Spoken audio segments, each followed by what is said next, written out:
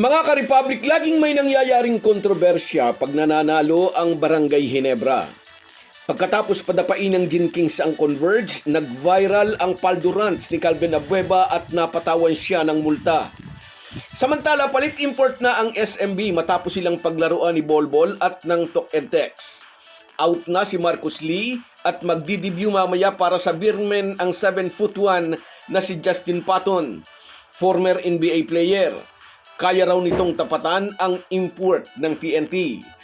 At isa pang samantala,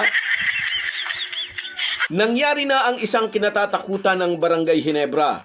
Malungkot na ibinahagi ni Tim Count sa media ang masamang balita.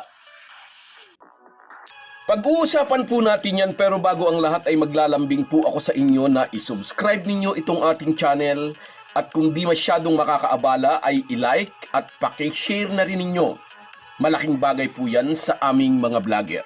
Maraming salamat. Mga ka-Republic, hindi pinalampas ng PBA Commissioner ang pagtutungayaw o rant ni Calvin Abueva matapos pataubin ng Ginebra ang Converge, bagong team ni The Beast. Nabidyuhan siya na sumisigaw ng paldo referee, 4 silang paldo na para bang ipinapahiwatig niyang nabayaran ang mga referee at bias ang tawagan pabor sa Gin Kings. Ang mga ganitong komento ay detrimental to the league, sabi ni Commissioner Willie Marcial. Ipinatawag niya si Abueva at pinagsabihan, kasabay nito pinatawan si The Beast ng 20,000 pesos na multa. Komento ng Commissioner, apologetic daw si Abueva at nagsorry sa kanya. Lagi namang gano'n, noong nasa Magnolia pa si The Beast, tuwing natatalo ng hotshots laban sa Ginebra, marami itong kuda. Tulad ng 5 versus 8 na parabang sinasabing kakampi raw ng Ginebra ang 3 referee. Minsan naman ay pinunterya ni Abueva ang kapansanan sa mata ni George Gallant, noon ay coach pa ito ng SMB. Sa laki ng sweldo ni The Beast, maning-mani rito ang 20,000 pesos na multang ipinataw sa kanya ng PBA. Kung laging nakagagawa ito ng detrimental to the league sa salita nga ng commissioner, siguro'y karapat-dapat lang na sa susunod ay mabigyan ito ng mas mabigat na parusa. Sinasamahan pa rin ng swerte si Abueva dahil hindi ito napatawan ng game suspension, although hindi pa nga ito nakapaglalaro mula ng mga trades sa Converge.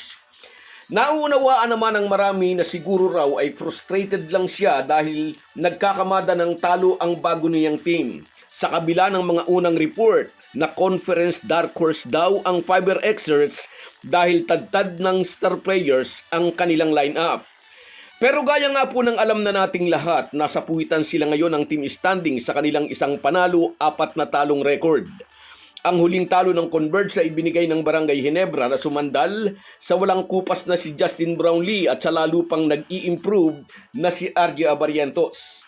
Iyon ang pangatlong sunod-sunod nilang panalo laban sa Converge mula pa noong Philippine Cup quarterfinals kung saan na-overcome ng Gin Kings ang twice to beat disadvantage laban sa Fiber Xers.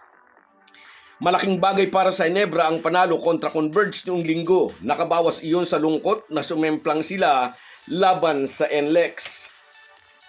Ngunit kasabay ng malaking panalo laban sa Fiber Xers, ibinahagi rin ni Tim Count ang isang malungkot na balita. Isa ito sa kinatatakutan ng Ginebra coach na mangyari. Sa MRI results na inilabas kaugnay ng pagsusuri kay Jason David, nakumpirmang nagtamo ito ng ACL injury at hindi na siya makapaglalaro sa natitirang bahagi ng season 50. Nagkatotoo ang kinatatakutan ng Ginebra coach nang makitang bumagsak si David noong laro ng Ginebra kontra Macau Black Knights. Kadalasan, ang non-contact injury ay malubha dahil ito'y kusang pagbigay ng mga ligaments. As of late, puring-puri ni CTC si Jason David na aniyay capable of playing the number 3 and number 2 positions dahil may size ito at mabilis. Sabi pa ng American Mentor, ito ang kanilang Jimmy Butler sa Ginebra. Mamimiss si David ng kanyang mga kakampi sa susunod pang mahihirap na laban ng mga mag-aalap.